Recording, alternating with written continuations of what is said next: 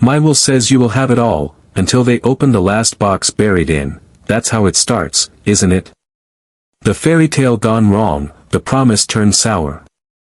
You think you know someone, you think you understand their intentions, their love, their legacy. Then the will is read, and the game begins.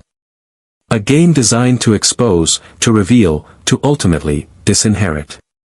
I was a father, once.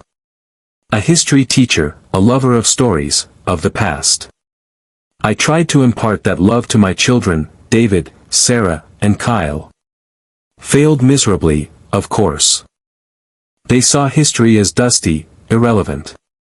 They saw me as, well, I'm sure they had their own colorful descriptions. Useless, probably featured prominently. My wealth? It came as a surprise to them, I imagine. Years of careful investment, a life lived frugally, all so they could have a comfortable future. Little did they know, that future hinged on something more than just their DNA. It hinged on their ability to appreciate, to connect, to be decent human beings. The will was my final lesson, my last attempt to reach them. A treasure hunt, a journey through their childhood, a chance to rediscover forgotten moments. Each location, a memory. Each clue, a test. And the final box. The final box was the ultimate judgment. The first clue led them to the old library. Remember that place? Where I tried to instill a love of reading, of knowledge. David, always obsessed with money, probably complained about the lack of Wi-Fi. Sarah, the eternal complainer, likely whined about the dust. And Kyle, oh, the arrogant one, probably thought he was too smart for the riddles. The irony is, they were all too stupid to see the bigger picture. I can picture their frustration. The determination, fueled by greed, burning in their eyes. They tore through the library, didn't they? Didn't care about the books, the history, the stories. Just wanted the next clue, the next step towards the supposed treasure. The journey continued. The old campsite, destroyed in their haste. The treehouse, a symbol of their childhood, now just another obstacle. Each location, a painful reminder of their indifference, their lack of appreciation. My anger simmers as I recall their dismissive attitudes, their complete disregard for sentiment. It was all about the money, wasn't it? The inheritance. The easy life they felt they were entitled to. The final clue. The backyard of the old house. Under the oak tree, where I carved their names when they were born. A moment of pure, unconditional love. And what did they see? A place to dig. A means to an end. They dug up the small metal box, their faces flushed with anticipation. Inside, a single key and a note. This key opens a safe deposit box at the bank. By finding this box, you have proven that you are only interested in the treasure. Take this key to the lawyer. That was the moment. The moment they failed. The moment they proved my worst fears correct. Their greed had blinded them to everything else. The connections, the memories, the love, all meaningless in the face of financial gain. The lawyer's office. The key used to open another box. Inside, a second will. The one that mattered. The one that disinherited them all. My entire estate. Gone. To my faithful butler, who actually cared about me. To a scholarship fund at my alma mater, where future generations might actually appreciate the value of knowledge. And to my children. $1 each. And an empty box. A symbol of the legacy they had thrown away. I can imagine their outrage. Their fury. Their sense of entitlement, shattered. But let them feel it. Let them wallow in their disappointment. They earned it. The final video. My face, calm and resolute, on the screen. The real treasure is not what you find at the end of the journey, but what you were supposed to find along the way, a connection to each other and to my memory. I hope one day you will understand. Probably not. But maybe, just maybe, this bitter lesson will teach them something about what really matters in life. It wasn't about the money. It was about the love, the connection, the memories. And they failed to see it. They failed me. And in the end, they failed themselves. My legacy isn't money, it's the understanding that some things are worth more than gold. Think about it. What will your legacy be? Think about it. What will your legacy be? Will it be a collection of shiny objects, a bank account overflowing with numbers, or something more? Something that resonates with the very essence of who you are, the values you held dear, the lessons you learned and desperately tried to impart. For George Miller, a man who loved history more than his own children sometimes, it was a bitter question that festered until it became an elaborate, some might say cruel, final act. He'd watched them, David, Sarah, and Kyle, grow into the very caricatures he feared. David, consumed by the relentless pursuit of wealth, saw everything in terms of its monetary value. Sarah, perpetually dissatisfied, always finding fault, her default setting a whine. And Kyle, oh, Kyle, the arrogant intellectual, convinced of his own brilliance while dismissing everyone else's contributions, especially his father's passion for the past. The pain was a constant ache, a dull throb of disappointment that shadowed his days. He tried, God knows he tried. Family vacations meant to instill a sense of wonder and shared experience were met with eye rolls and complaints about the lack of Wi-Fi. Birthday dinners became opportunities for them to subtly hint at the gifts they desired, never the simple act of appreciating his presence. And his stories, the historical anecdotes he so lovingly shared, were met with thinly veiled mockery, dismissed as useless in the grand scheme of their ambition. The irony wasn't lost on him. He, the history teacher, was becoming history to his own children. The final straw, the event that solidified his decision, was a seemingly innocuous family dinner. He'd unearthed old photo albums, each meticulously curated with memories he hoped would spark some flicker of connection, some shared nostalgia. He envisioned them gathered around the table, laughing, reminiscing, perhaps even understanding a little more about who he was and where they came from. Instead, David, ever the pragmatist, uttered the words that echoed the emptiness of their relationship. Dad, we need a down payment on a house, not a pile of old papers. The anger, a slow burn for years, finally erupted. The will became his masterpiece, a calculated act of revenge disguised as a final lesson. He wouldn't simply bequeath his fortune to them, he would make them earn it, or rather, prove themselves worthy of it. The treasure hunt was born, a series of clues leading them back to the places that held significance in their childhood, places where he had desperately tried to plant seeds of knowledge, empathy, and familial love. He knew their greed, he knew their flaws. He weaponized them. The first clue, a riddle referencing Dewey Decimal classifications, led them to the old library, the place where he had patiently taught them to read, fostering a love of literature he'd hoped would blossom. Instead, they bickered, their voices echoing through the hallowed halls, their impatience threatening to get them thrown out. The journey continued, a domino effect of disappointment. They desecrated an old campsite, trampling over the memories of shared laughter and campfire stories. They squabbled over the treehouse he had painstakingly built, the symbol of their childhood adventures now a battleground for their avarice. They failed to appreciate the sentimental value of each location, seeing only obstacles in their path to the ultimate prize. Their greed was a blinding force, obscuring the very lessons he had intended to impart. The final clue, etched into the bark of the ancient oak tree in the backyard of their childhood home, led them to the burial spot of the small metal box. That tree, the one where he had carved their names when they were born, a symbol of his enduring love, was now just a marker in their treasure map. Inside the box, they found a single key and a note, his words dripping with a mixture of disappointment and weary acceptance. This key opens a safe deposit box at the bank. By finding this box, you have proven that you are only interested in the treasure. Take this key to the lawyer. The lawyer's office was the final stage, the unveiling of his true intentions.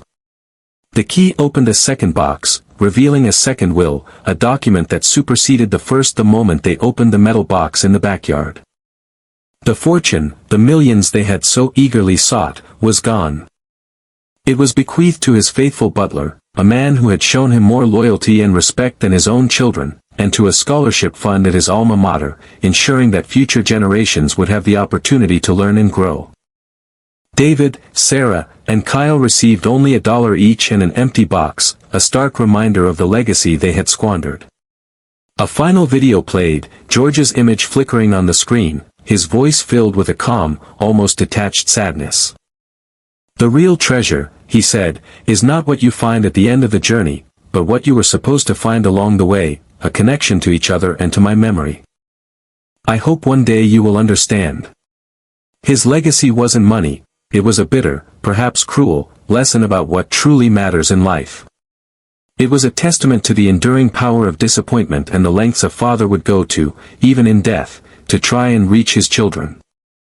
It was a question mark hanging in the air, a challenge to them, and to all of us: what will your legacy be? Will it be a life lived in pursuit of fleeting riches, or will it be something more meaningful, something that resonates with love, connection, and a genuine appreciation for the things that truly matter? The choice, ultimately, is yours. Will it be a life lived in pursuit of fleeting riches, or will it be something more meaningful, something that resonates with love, connection, and a genuine appreciation for the things that truly matter? The choice, ultimately, is yours. But what happens when that choice is thrust upon you, not by your own volition, but by the calculated hand of a father scorned, a man who saw his legacy crumbling before his very eyes? My father, George Miller, a history teacher, a man who dedicated his life to preserving the past, found himself confronted with a future he couldn't bear, a future where his children, his own flesh and blood, valued spreadsheets over stories, bank accounts over bonds. The pain, the anger, it was palpable, a simmering resentment that finally boiled over into a meticulously crafted plan, a treasure hunt designed not to enrich, but to expose. He watched, with a growing sense of disappointment, as we, his children, drifted further and further away from the values he held dear. The family vacations we skipped, the birthdays we forgot, the historical anecdotes we dismissed as useless, they were all straws, each one adding to the weight on his weary back. He saw our greed, our arrogance, our utter lack of appreciation for the life he had provided, and the life lessons he tried so desperately to impart. The irony wasn't lost on him, a man who dedicated his life to teaching about the past, being ignored by the very people who should have been his future. The last straw, that final, unforgivable act of disrespect, was when he tried to share his photo albums, those tangible memories of our shared history. We brushed him off, dismissed his efforts as sentimental clutter. David, ever the pragmatist, uttered those fateful words, "Dad, we need a down payment on a house, not a pile of old papers." That was it. The decision was made. The will, his final lesson, would be his masterpiece of ironic justice. After his death, we feigned grief, a performance more for appearances than genuine sorrow. We were eager, impatient even, to get to the reading of the will, to see how much we would inherit. Oh, how naively we believed that the money was ours, that our father, despite his eccentricities, would ultimately reward us for simply being his children. The video will, that was his first jab, a cheerful, almost mocking, explanation of the treasure hunt that awaited us. He knew we would hate it, that we would bicker and complain, that we would expose our true selves with every step of the way. The clues led us on a journey through our childhood, a journey we had long forgotten, or perhaps, deliberately ignored. The old library, the campsite, the treehouse, each location a painful reminder of the family we had abandoned in pursuit of our own selfish ambitions. We fought, we argued, we destroyed, all in the name of speed and efficiency, desperate to reach the final box, the supposed key to our fortune. We missed the point entirely, oblivious to the sentimental value of each location, blind to the memories that our father had so carefully preserved. The final clue, buried beneath the oak tree where our names were carved, was the ultimate test. We dug frantically, our hands raw and bleeding, our greed driving us forward. When we finally unearthed the small metal box, our faces lit up with anticipation. Inside, a single key and a note. This key opens a safe deposit box at the bank. By finding this box, you have proven that you are only interested in the treasure. Take this key to the lawyer. The disappointment was immediate, a crushing wave of realization that washed over us. We had failed. At the lawyer's office, the truth was revealed, the final, brutal act of disinheritance. A second will, triggered by the opening of that fateful box, redirected our inheritance to his loyal butler and a scholarship fund. We received $1 each, and an empty box, a symbol of the legacy we had squandered. His final video message, played with a chilling calm, echoed in our ears. The real treasure is not what you find at the end of the journey, but what you were supposed to find along the way, a connection to each other and to my memory. I hope one day you will understand. His tolerance, his attempts at reconciliation, they were all met with our indifference, our disrespect. Now, we are left with nothing but the bitter taste of regret, the knowledge that we have lost something far more valuable than money, our father's love and respect. The will was a testament to his love, but also a harsh indictment of our failings. It was a wake-up call, a painful lesson about the true meaning of family, and the importance of cherishing the memories and connections that truly matter. The power he wielded, even in death, was absolute, a final act of defiance against the greed and selfishness that had consumed his children.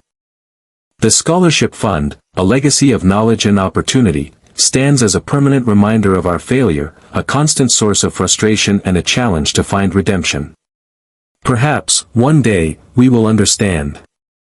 The scholarship fund, a legacy of knowledge and opportunity, stands as a permanent reminder of our failure, a constant source of frustration and a challenge to find redemption. Perhaps, one day, we will understand. But that understanding feels distant, a shimmering mirage in the desert of our self-inflicted exile. The weight of our father's disappointment is a heavy shroud, suffocating any spark of joy or contentment. We chased the promise of riches, blinded by greed, and in doing so, we traded away something far more valuable, the chance to truly know our father, to appreciate his eccentricities, and to learn from his wisdom. The irony is almost unbearable. We, who considered ourselves so clever, so worldly, were outsmarted by a man we deemed out of touch. He saw our flaws with crystal clarity, anticipated our every selfish move, and crafted a lesson so profound it continues to sting long after his passing. Each dollar we didn't earn is a testament to our shortcomings. The empty box he left us serves as a mirror reflecting our hollow values. It's a constant, silent accusation.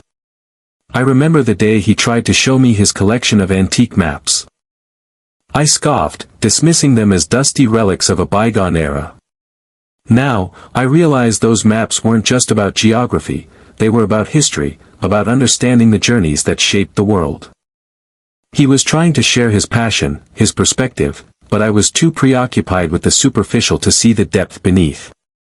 My arrogance prevented me from recognizing the treasure he offered, a treasure far more enduring than any financial inheritance. Sarah, with her perpetual complaints, never appreciated the simple joys of family.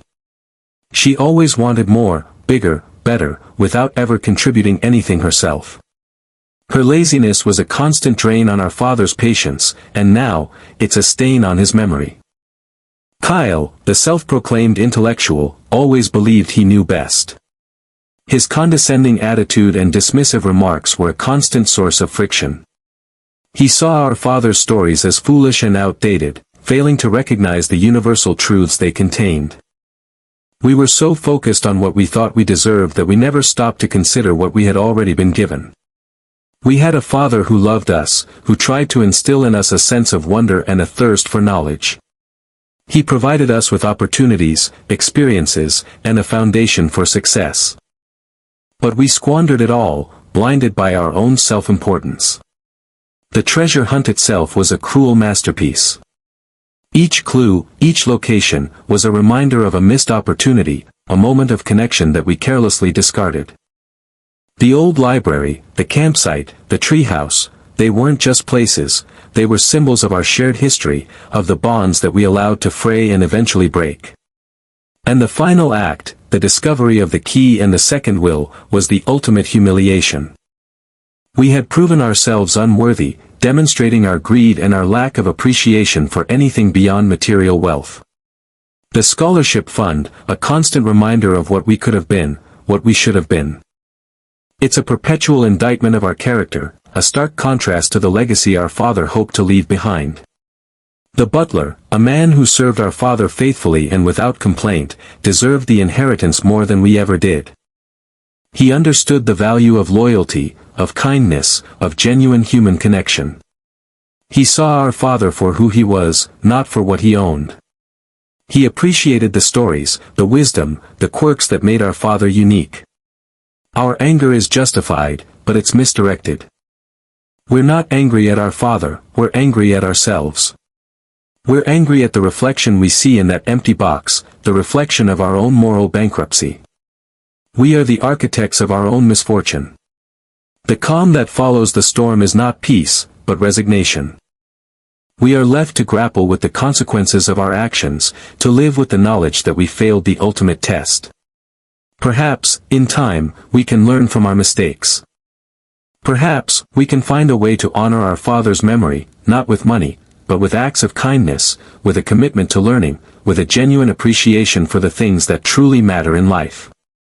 The road to redemption is long and arduous, but it is the only path that offers any hope of finding peace. Maybe then, the scholarship fund will not just be a symbol of our failure, but a symbol of our eventual understanding. Maybe then, we can finally understand what our father tried to teach us all along. Maybe then, the scholarship fund will not just be a symbol of our failure, but a symbol of our eventual understanding. Maybe then, we can finally understand what our father tried to teach us all along. But understanding, acceptance, reconciliation, these are luxuries we haven't earned, are they? We, David, Sarah, and Kyle, the architects of our own misfortune. The irony isn't lost on me. Father, in his infinite wisdom, or perhaps spite, designed a treasure hunt that revealed only our emptiness. He knew us better than we knew ourselves, a painful truth that stings more than any financial loss. The anger, it still simmers beneath the surface. Anger at him, for putting us through this charade. Anger at ourselves, for being so predictable, so disappointingly us. We played right into his hand, didn't we? Each clue, each location, a testament to his love, and our utter inability to reciprocate. The library, the campsite, the treehouse, they weren't just places, they were fragments of a shared history we carelessly discarded. The calculation, though, that's always been David's domain. He's probably already figuring out if there's a legal loophole, a way to contest the will, to squeeze some monetary value out of this whole debacle. But even David, with his relentless pursuit of profit, must feel a twinge of something, remorse? Regret? Probably not. He'll rationalize it, blame father for being unreasonable, for not understanding the real world. Sarah, of course, will complain. She'll whine about the inconvenience, the wasted time, the unfairness of it all. She'll see herself as a victim, oblivious to her own role in this tragicomedy. Her laziness, her constant need for validation, it all contributed to the chasm between us and father. She never bothered to understand him, to appreciate his eccentricities, to simply listen to his stories. And then there's Kyle, the arrogant intellectual, convinced of his own superiority. He'll dissect father's motives, analyze the psychological implications of the treasure hunt, all while completely missing the point. He'll see it as a puzzle to be solved, a game to be won, rather than a lesson to be learned. His arrogance blinded him to the simple truth: father just wanted us to connect, to remember, to care. The calm, though fleeting, comes with the realization that we are free. Free from the burden of expectation, free from the illusion of entitlement. Father's money, it would have been a crutch, a distraction. Now, we have nothing but ourselves, and the weight of our choices. The frustration is palpable. We were so close, so tantalizingly close to securing our future, to escaping the drudgery of our lives. But Father, in his final act of defiance, snatched it all away. He forced us to confront our own shortcomings, to acknowledge the emptiness of our pursuits. The determination, a fragile ember, flickers in the darkness. Maybe, just maybe, we can salvage something from this wreckage. Maybe we can learn from our mistakes, rebuild our relationships, and honor Father's memory in a way that truly matters. It won't be easy. It will require humility, empathy, and a willingness to change. The trial, it will be long and arduous. We will stumble, we will fall, we will doubt ourselves. But perhaps, in the process, we will discover something more valuable than any inheritance, our own humanity. Severity. Father was severe, yes. But his severity stemmed from love, from a deep-seated desire to see us become better versions of ourselves. He knew our potential, even when we couldn't see it ourselves. He challenged us, pushed us, and ultimately, disinherited us, all in the hope that we would finally wake up. Tolerance and reconciliation, these are the ultimate goals, the distant beacons that guide us through the storm. Tolerance for each other's flaws, acceptance of our shared responsibility, and a willingness to forgive ourselves and each other. It's a long shot, I know. But Father, in his own peculiar way, planted a seed of hope. Perhaps, one day, we will gather at that oak tree, not to dig for treasure, but to remember him with fondness and gratitude.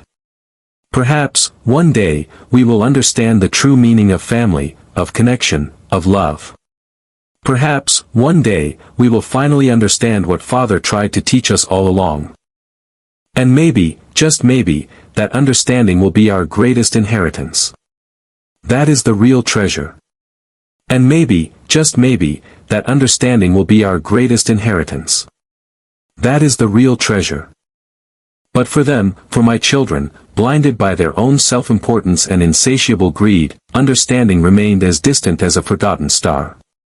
They saw only the glint of gold, the promise of easy wealth, never the reflection of themselves in the tarnished mirror of their actions.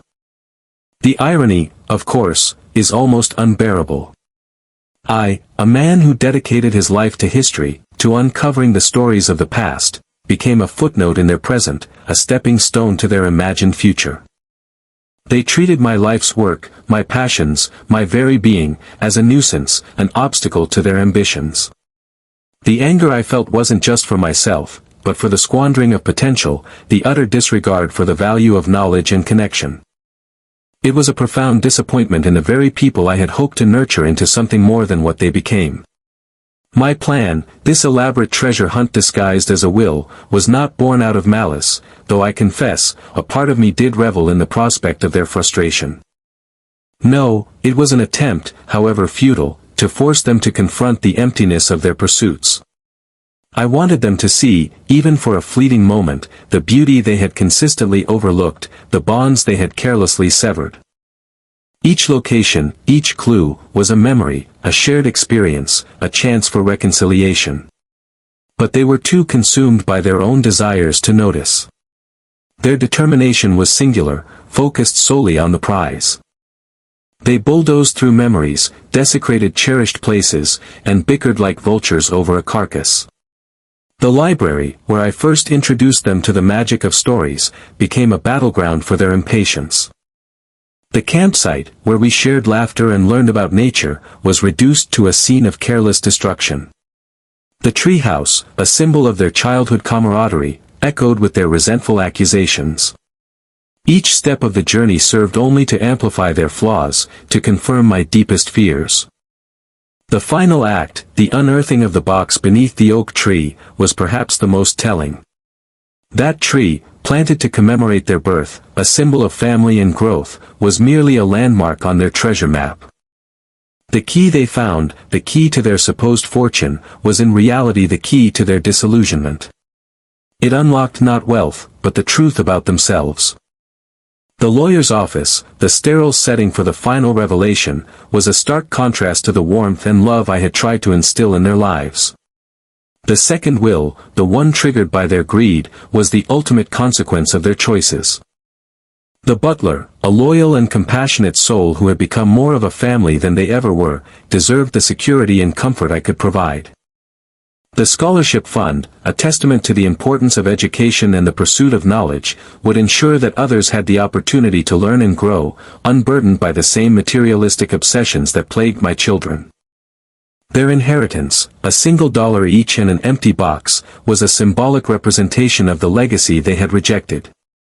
They had traded connection for cash, memories for money, and ultimately, their own potential for happiness.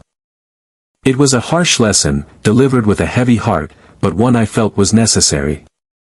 The final video, my last words to them, were not filled with anger or resentment, but with a plea for understanding. The real treasure, I explained, was not the money they sought, but the connection they failed to forge. It was the shared memories, the love and support, the appreciation for the world around them. It was the opportunity to be better, to be kinder, to be more than just consumers of life. Perhaps, one day, they will understand the true meaning of my actions. Perhaps, one day, they will realize that the greatest wealth is not measured in dollars and cents, but in the richness of human experience. And maybe, just maybe, that understanding will be their greatest inheritance. That is the real treasure, the treasure they missed, the treasure they threw away. It is a treasure that remains, waiting to be rediscovered, if they are ever willing to open their hearts and minds to the possibility of something more. The choice, as always, is theirs. And though I am gone, I hold on to the faintest glimmer of hope that they will choose wisely. Don't let greed be your guide. Let love, compassion, and understanding light your way. This is my final wish, my last plea. Remember me, not for my wealth, but for the values I tried to instill. That is my true legacy. Remember me, not for my wealth, but for the values I tried to instill. That is my true legacy. And perhaps, that legacy is one of disappointment, etched in the faces of those who prioritized inheritance over connection. The bitter irony is palpable, isn't it? They chased the gold, only to find the emptiness within themselves amplified. I knew their hearts, their shallow ambitions. I saw the glint of avarice in their eyes long before I penned a single word of this elaborate, albeit cruel, game. My anger, yes, it simmers still. It's the anger of a parent watching their children squander potential, dismiss wisdom, and embrace a hollow existence driven by material desires. Each forgotten birthday, each skipped family gathering, each dismissive wave of the hand when I shared a story, those were nails hammered into the coffin of their inheritance. They built their own prison, brick by selfish brick, and then demanded the key to my kingdom. But beneath the anger, there's a cold calculation. This wasn't simply about punishing them, it was about exposing them. I laid bare their true nature, not just to myself, but to the world. The treasure hunt, the clues, the sentimental locations, all were designed to trigger a spark of recognition, a flicker of remorse. But they saw only obstacles, inconveniences standing between them and the prize. Their determination was fueled not by love or respect, but by greed, a bottomless pit that could never be filled. The calm that settles now is the calm of acceptance. I knew this was likely how it would end. I anticipated their impatience, their bickering, their utter lack of appreciation for the memories we once shared. I played the long game, knowing that the true revelation wouldn't be the contents of the final box, but the reflection staring back at them from its polished surface. The trial they faced wasn't about physical endurance or intellectual prowess, it was a test of character. And they failed spectacularly. They were given a chance to reconnect, to rediscover the bonds that once held us together. Instead, they chose to tear each other apart, driven by the insatiable hunger for more. The severity of the outcome is a direct consequence of their actions, a mirror reflecting the emptiness they cultivated within. I understand, perhaps better than they do, the allure of wealth. It promises security, comfort, and a certain level of influence. But true wealth lies not in the abundance of possessions, but in the richness of experience, the depth of connection, and the strength of character. These are the treasures I tried to impart, the values they so readily dismissed. There is, however, a sliver of tolerance, a whisper of hope that lingers. Perhaps, in the aftermath of this disappointment, they will finally understand the true cost of their choices. Maybe, one day, they will recognize the value of what they have lost. Reconciliation is not impossible, but it requires genuine remorse, a willingness to confront their flaws, and a commitment to change. My legacy is not the money they craved, but the lesson they refused to learn. It's a lesson about the importance of family, the value of knowledge, and the enduring power of love. It's a lesson that will hopefully resonate long after the dust settles, a reminder that true happiness cannot be bought, but must be earned through kindness, compassion, and connection. So, what now? What happens after the final box is opened and the truth is revealed? Do they wallow in self-pity, blaming me for their misfortune? Or do they use this as an opportunity for growth, a chance to rebuild their lives on a foundation of integrity and purpose? The choice, as always, is theirs. Remember, the emptiness they feel now is not a void I created, it's a void they created within themselves. And only they have the power to fill it. My hope, however faint, is that they will finally choose to do so. The scholarship fund, the butler, they are merely beneficiaries of my estate. The true beneficiaries, ultimately, are those who learn from this experience, those who understand that the real treasure lies not in what you have, but in who you are. This isn't just a story about a will, it's a cautionary tale about misplaced priorities. It's a reflection on the corrosive power of greed and the enduring importance of human connection. It's a reminder that true wealth is measured not in dollars and cents, but in the richness of our relationships and the depth of our character. Consider this your final lesson, children. Learn from it, or be forever condemned to repeat it. Consider this your final lesson, children. Learn from it, or be forever condemned to repeat it.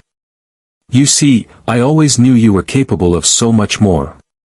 I saw glimpses of kindness, intelligence, and even a flicker of genuine connection within each of you.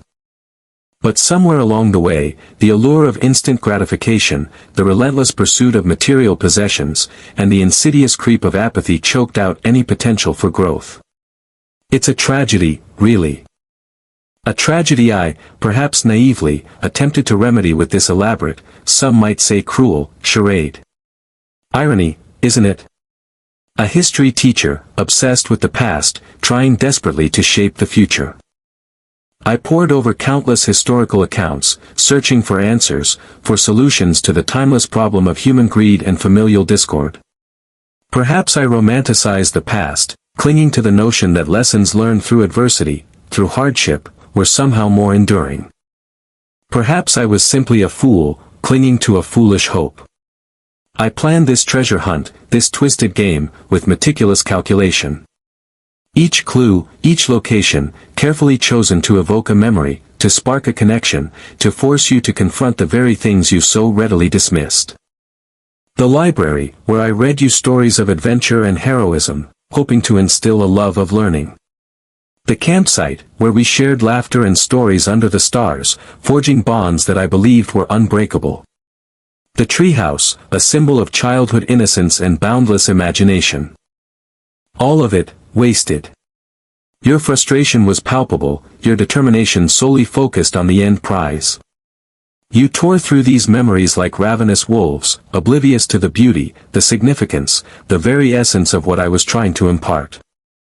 You fought, you argued, you complained, proving time and time again that your greed outweighed any semblance of familial affection. The trial was severe, I admit. But the severity was born out of desperation. A desperate attempt to shake you from your self-imposed slumber. I watched, from beyond the veil, as you desecrated the campsite, squabbling over the tattered remnants of our shared experiences. I cringed as you hacked away at the treehouse, driven by nothing but impatience and a blinding desire for the treasure. Each action, each word, a nail in the coffin of your inheritance. A testament to your complete and utter failure. The final clue, buried beneath the oak tree, the tree where I carved your names with such love and pride, was the ultimate test. And you failed spectacularly. You dug with a ferocity that would have been admirable had it been directed towards something, anything, other than your own selfish desires. The key, the symbol of your supposed victory, was nothing more than a confirmation of your defeat. The calm I feel now is not the calm of satisfaction, but the calm of acceptance. Acceptance that my efforts were in vain, that my children are lost to a world that values fleeting pleasures over lasting bonds. The power I wielded in crafting this will was not the power of wealth, but the power of truth. The truth about who you are, about what you value, about the legacy you are destined to leave behind. I tolerated your disrespect, your apathy, for far too long. I made excuses for your behavior, clinging to the hope that you would eventually come around. But hope, like a fragile flower, can wither and die in the face of neglect. And so, I chose a different path. A path of tough love, of uncompromising truth, of unwavering conviction. Reconciliation, perhaps, is too much to ask for. Perhaps the chasm between us is too wide to bridge. But I still hold on to a sliver of hope, a flicker of belief that one day, you will understand. That one day, you will see the true value of the things you have so readily discarded. That one day, you will learn to appreciate the memories, the connections, the love that I so desperately tried to share with you. My legacy is not the money you so craved, but the lesson I have left behind. A lesson about the importance of family, the value of experience, and the enduring power of love. A lesson that I hope, one day, will resonate within your hearts. So go now, children. Take your dollar, your empty box, and your newfound understanding. And may you finally find the treasure that truly matters, the treasure that lies within yourselves. This is not an ending, but a beginning. The beginning of your journey toward self-discovery, toward redemption, toward a life lived with purpose and meaning. The choice, as always, is yours. The beginning of your journey toward self-discovery, toward redemption, toward a life lived with purpose and meaning. The choice, as always, is yours. But understand this, the path you've chosen, the relentless pursuit of material wealth, has blinded you to the treasures that were always within your reach. The laughter around a family dinner, the shared stories passed down through generations, the simple act of listening, these were the inheritances you rejected. And now, you stand empty-handed, victims of your own insatiable greed. My will says you will have it all, until they open the last box buried in the hollow of the old oak, the very tree I planted to celebrate your births. Irony, isn't it? That symbol of family, of growth, of enduring love, concealed the instrument of your disinheritance. I watched, with a growing sense of despair, as you dismissed my stories, my passions, my attempts to connect with you on a deeper level. Each rolled eye, each sarcastic remark, each blatant disregard for my feelings was another brick in the wall that separated us. And yet, a father always hopes. A father always clings to the belief that, deep down, there's a spark of decency, a flicker of understanding. The treasure hunt, as you call it, wasn't about the money. Never was. It was a desperate, perhaps foolish, attempt to rekindle those sparks. To force you to confront the memories you so readily discarded. To make you see the value in the experiences we shared, however imperfect they may have been. But you saw only dollar signs. You bulldozed through the library, desecrated the campsite, and squabbled over the treehouse like vultures fighting over a carcass. Your determination was admirable, I'll grant you that.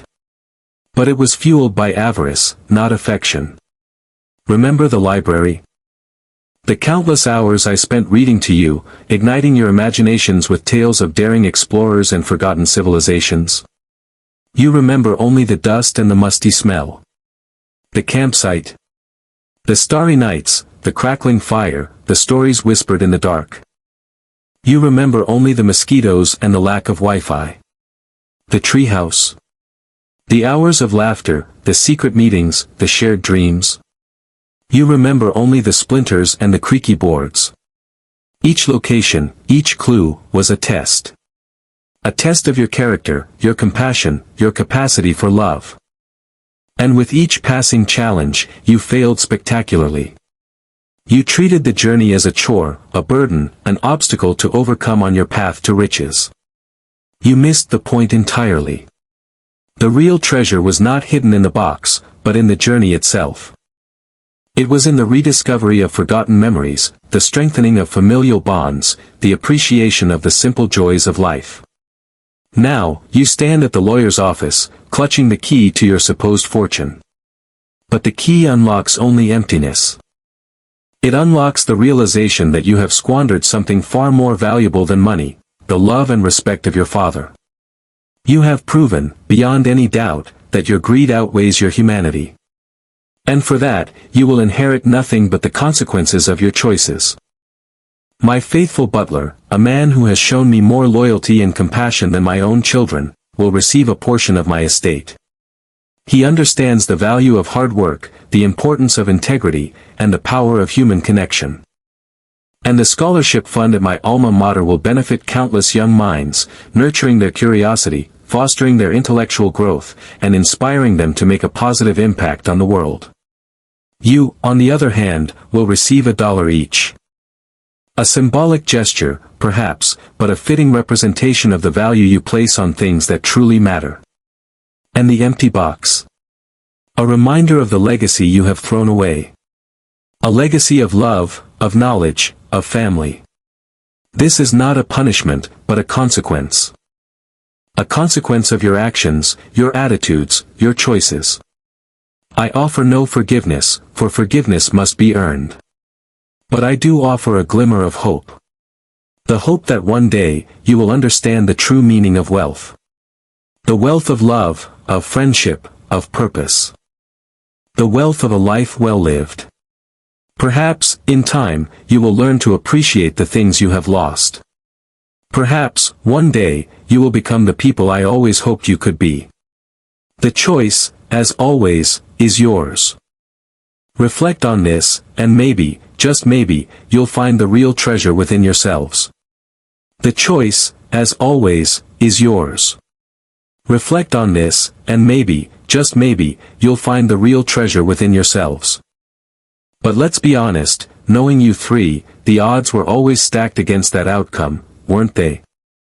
I spent years trying to instill in you a sense of history, a respect for the past, an appreciation for the simple things. Instead, I was met with eye rolls, dismissive comments, and a relentless pursuit of the next shiny object. Remember that family trip to Gettysburg? I envisioned a solemn moment of reflection, a chance for you to connect with the sacrifices made for this country. David, you spent the entire time complaining about the lack of Wi-Fi. Sarah, you whined about the heat and the historical inaccuracies in the gift shop souvenirs. And Kyle, you declared the entire event boring and proceeded to live tweet your disdain to your legions of followers. It wasn't always this way, you know. There were glimpses, fleeting moments when I thought I saw a spark of something genuine within you. I remember when you were little, Sarah, you actually seemed interested in my stories about the ancient Egyptians. For a brief period, you even wanted to be an archaeologist. But then came adolescence, and suddenly, history was lame, and you were far more concerned with the latest fashion trends. David, you showed an aptitude for math early on. I thought you might become an engineer or a scientist, someone who contributed something meaningful to the world. Instead, you decided that finance was the only path to true success, and now you're chasing quarterly earnings with a fervor that borders on obsession. And Kyle, with your supposed intellect, you could have done anything.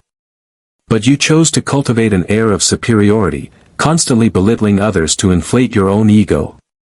The will, this elaborate charade, wasn't about the money. It was about forcing you to confront yourselves, to see the people you've become.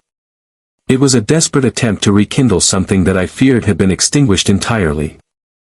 The locations, the clues, they were all carefully chosen to remind you of moments that, at one time, held some significance. The old library, where I read you bedtime stories, stories filled with adventure and wonder. The campsite, where we spent countless summer nights under the stars, sharing secrets and building memories. The treehouse, a symbol of childhood innocence and boundless imagination. But you saw none of that, did you? You saw only obstacles, inconveniences standing between you and your inheritance. Your frantic search, your petty squabbles, your complete disregard for the sentimentality of it all, it confirmed my worst fears. You were so blinded by greed that you couldn't see the forest for the trees, couldn't recognize the true treasure that was right in front of you.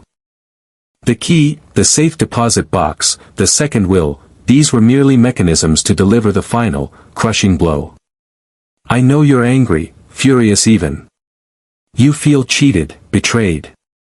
You probably think I'm a cruel and vindictive old man. And maybe I am. But understand this, I'm more disappointed than anything else.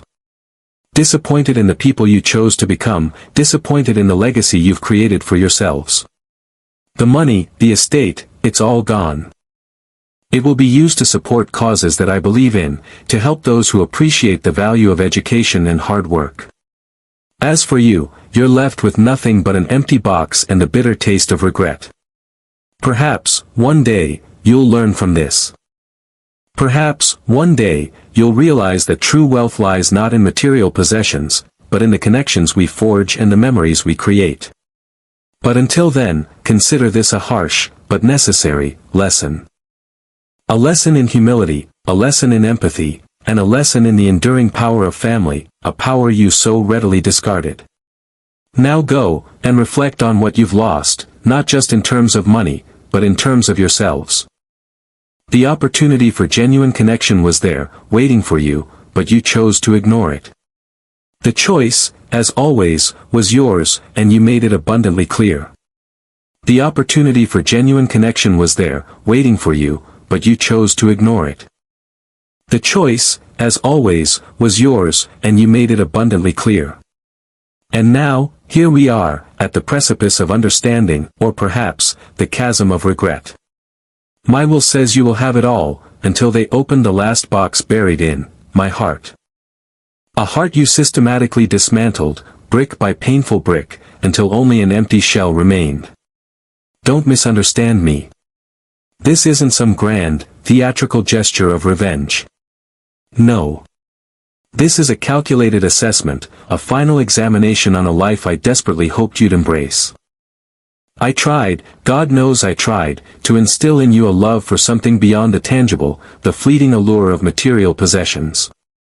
I wanted you to value the worn pages of a history book, the scent of pine needles in a forest I showed you, the quiet satisfaction of a shared memory. But alas, my efforts were met with indifference, with thinly veiled disdain, with the insatiable hunger for more.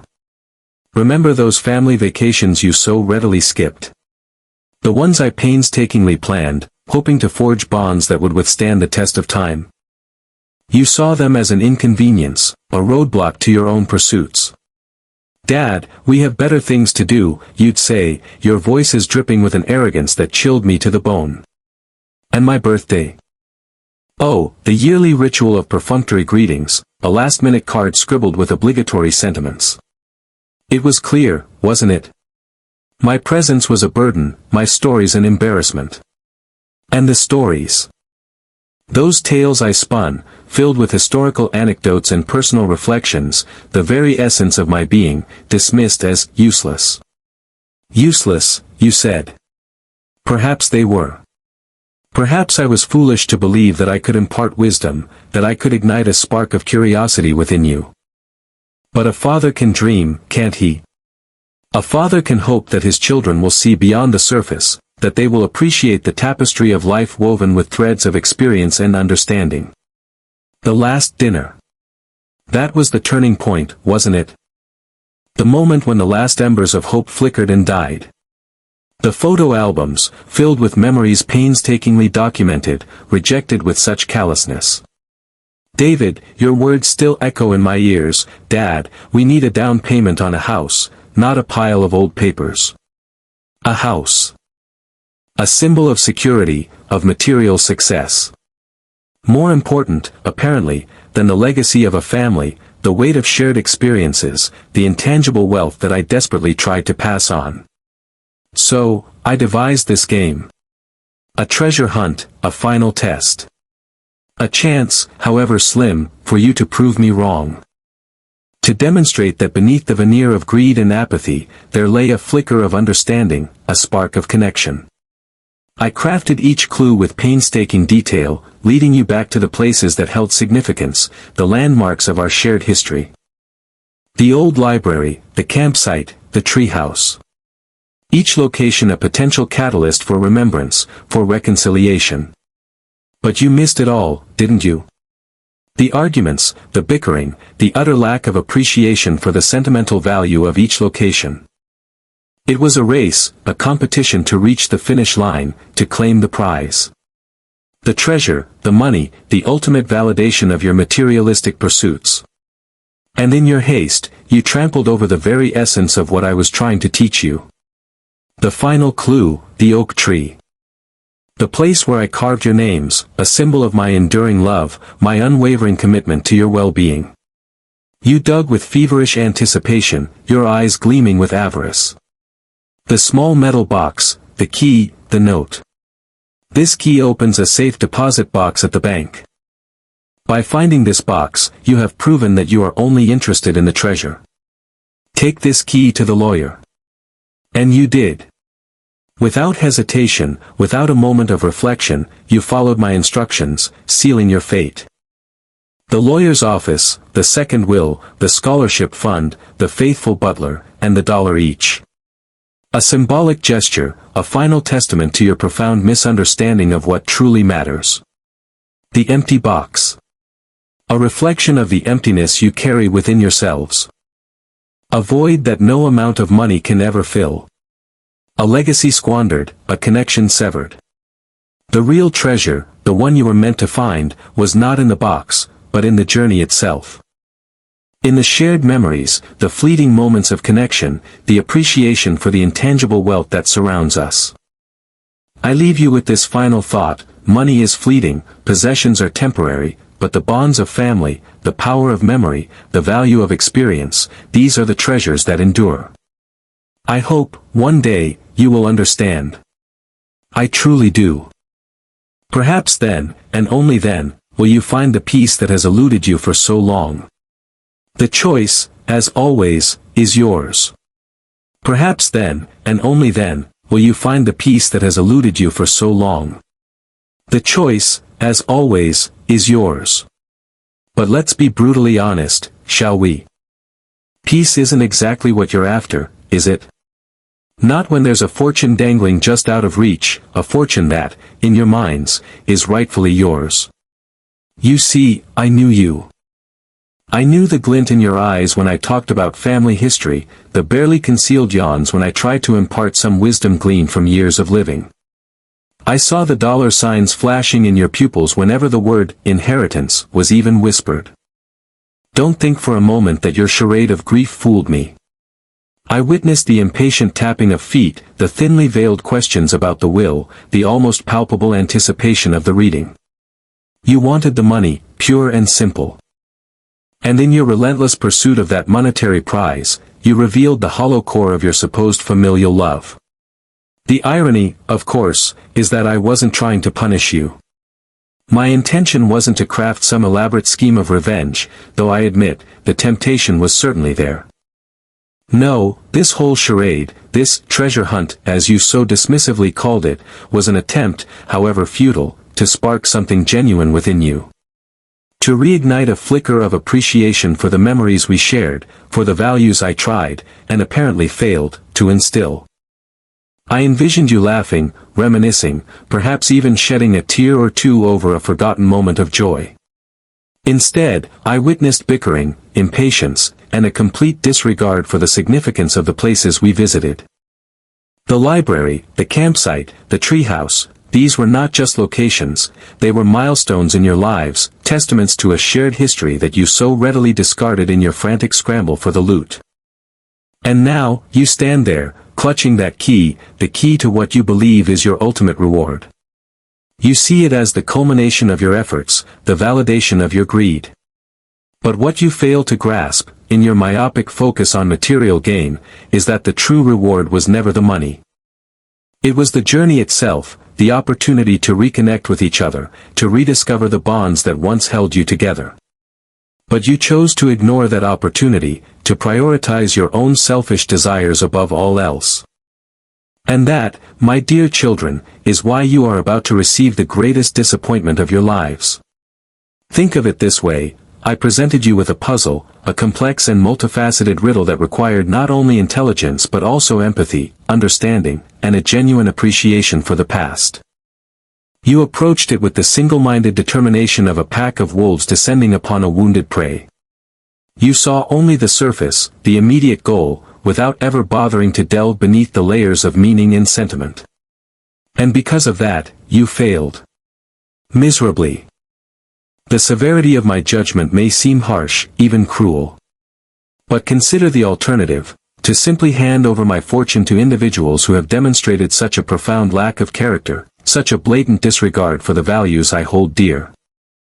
That would be a betrayal of everything I believe in, a validation of your avarice, and a disservice to those who truly deserve it. So, yes, there is a measure of anger in this decision, a righteous indignation at the way you have squandered your potential and dismissed my legacy. But there is also a glimmer of hope, a faint possibility that this experience, however painful, will serve as a catalyst for change. Perhaps, stripped of your expectations and forced to confront the consequences of your actions, you will finally begin to understand the true meaning of wealth, the true value of family, and the enduring power of love. The irony, I hope, is not lost on you. You sought to inherit my wealth, but you inherited something far more significant, a stark and unflattering reflection of yourselves. And perhaps, just perhaps, that is the most valuable inheritance of all. Now, go and open that box. Face the consequences of your choices. And maybe, just maybe, learn something from it. You may find it's the greatest lesson I ever taught you. And maybe, just maybe, learn something from it. You may find it's the greatest lesson I ever taught you. Because, let's be honest, you three were never exactly stellar students when I was around to teach you directly. You always seemed to think you knew better, that my stories were just dusty relics of a bygone era, irrelevant to your modern, fast-paced lives. You saw my passion for history as an eccentricity, a quirky hobby of an aging professor, not as a vital link to understanding the present and shaping the future. That stung, more than you probably ever realized. It felt like I was shouting into a void, offering you a treasure trove of wisdom, and all you wanted was the latest gadget or the shiniest new car. So, here we are. This elaborate game I've designed, is my last attempt to reach you, to break through the walls of indifference you built around yourselves. Don't think for a second that I'm doing this out of some misguided sense of fun. This isn't a game for me. It's a carefully calculated exercise, a final test of your character. I know your flaws, perhaps better than you know yourselves. I've seen your greed, your laziness, your arrogance fester and grow over the years. And I've watched, with a growing sense of disappointment, as you've drifted further and further away from the values I tried to instill in you.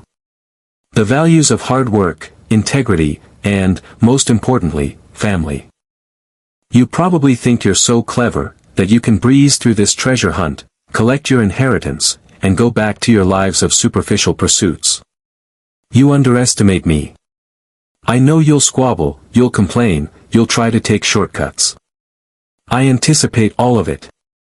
Each clue, each location, is designed to expose your weaknesses, to force you to confront the parts of yourselves you'd rather ignore. The library, the campsite, the treehouse, these weren't just random places from your childhood. They were touchstones, moments in time where I tried to connect with you, to share my love and my knowledge. And you dismissed them. The irony is almost unbearable. You, who always craved my money, now have to earn it. You, who never had time for your father, now have to spend time deciphering his riddles.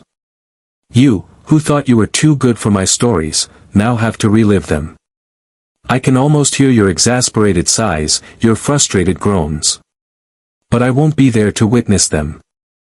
I'll be gone, leaving you to navigate the maze I've created. And believe me, it's a maze of your own making. The key to understanding this whole charade is not in the final box, not in the money, but in the journey itself. It's in the memories you rediscover, the lessons you hopefully learn, and the bonds you might strengthen. The treasure isn't the destination, it's the path you take to get there.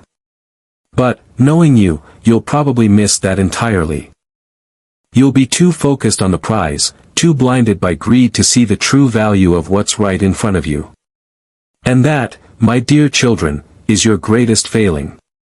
A failing that, ultimately, will cost you everything. I hope, for your sake, that you prove me wrong. But I doubt you will. I hope, for your sake, that you prove me wrong. But I doubt you will. Because I know you. I know your appetites, your vanities, the gaping holes where your empathy should be. I tried. God knows I tried. I filled your childhoods with stories, with adventures, with the weight of history, hoping something would stick. Hoping something would take root and blossom into something resembling respect, or even just basic human decency. Instead, I got eye rolls and complaints about being bored. The will, this elaborate game I've constructed, isn't about the money, though you'll never believe that. It's about the journey, a journey you consistently refused to take with me when I was alive. Each location, each clue, is a fragment of a memory, a chance to reconnect with a past you've so readily dismissed. A past, I might add, that I painstakingly crafted for you, filled with opportunities you squandered. Remember the old library? The countless hours I spent reading to you, trying to ignite a spark of curiosity? You treated it like a prison, a place to be endured, not enjoyed. And the campsite? The family vacations I bled myself dry to afford, only to be met with groans and demands for Wi-Fi. Those were gifts, freely given, and carelessly rejected. The irony is almost unbearable. You, who craved my wealth, are now forced to engage with the very things you despised. You're pawing through my history, my memories, like vultures picking at a carcass. And for what? For money. For the fleeting satisfaction of acquiring something you haven't earned? The truth is, you've already proven my suspicions correct.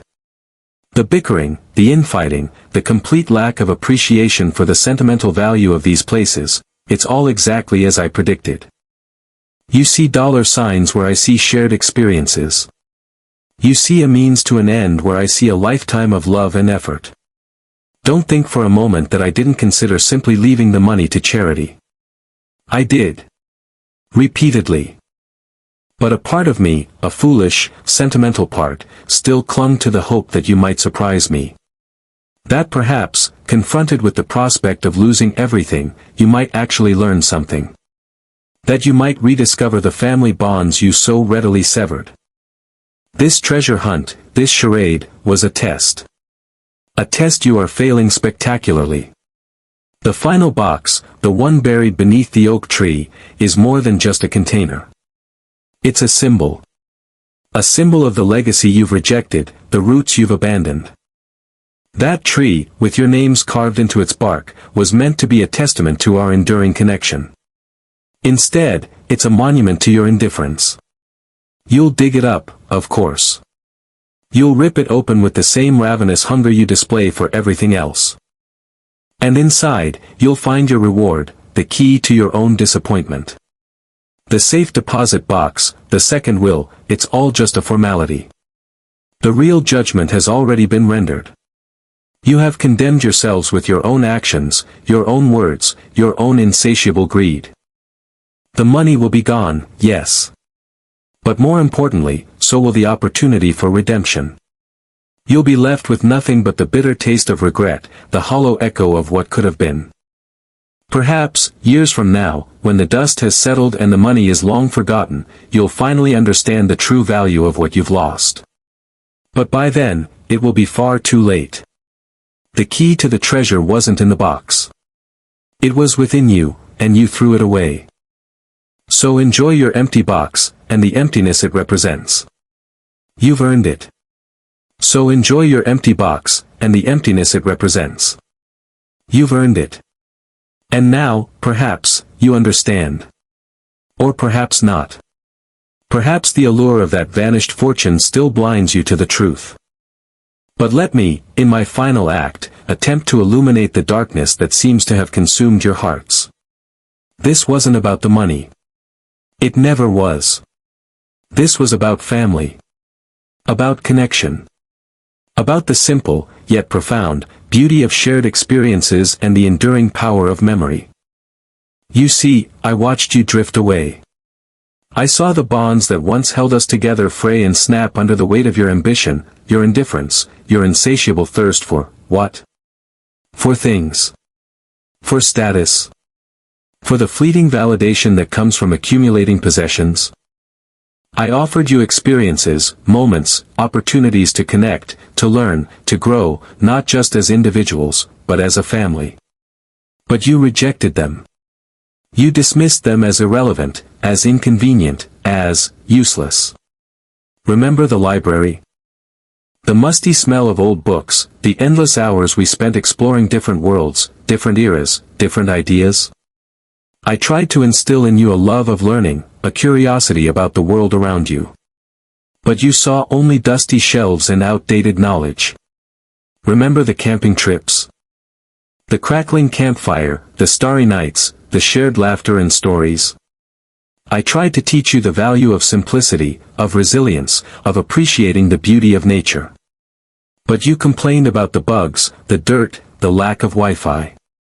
Remember the treehouse? The hours we spent building it together, the secret club meetings, the whispered dreams and aspirations. I tried to create a space of imagination, of creativity, of shared adventure. But you outgrew it, both physically and emotionally, abandoning it to the elements. Each location, each clue, each challenge was designed to reawaken those dormant memories, to reignite the spark of connection that I so desperately hoped still flickered within you. But you saw only obstacles, only hurdles to overcome in your relentless pursuit of the prize. You treated my memories, my legacy, as mere stepping stones to your own selfish desires. You desecrated them with your greed, your impatience, your utter lack of respect. And so, you arrived at the final clue, the oak tree, the symbol of our family's roots, the place where I carved your names with such love and pride. And what did you do? You dug it up. You unearthed it, not with reverence, not with gratitude, but with a frantic, almost violent eagerness. You were so consumed by the promise of wealth that you failed to see the true treasure that lay before you, the enduring bond of family, the shared history, the love that I so desperately tried to impart. The key, the safe deposit box, the second will, these were not acts of revenge. They were acts of sorrow. A desperate attempt to jolt you awake, to force you to confront the emptiness of your lives, the hollowness of your pursuits. I had hoped, perhaps foolishly, that the journey itself would be transformative, that you would rediscover the values that I tried to instill in you, that you would reconnect with each other and with my memory. But you failed. You failed miserably. So, what now? What is the lesson to be learned from all of this? It's simple, really. The real treasure is not what you find at the end of the journey, but what you were supposed to find along the way, a connection to each other and to my memory. Money comes and goes. Possessions fade. But the bonds of family, the power of memory, the value of shared experiences, these are the things that truly endure. Perhaps one day, you will understand.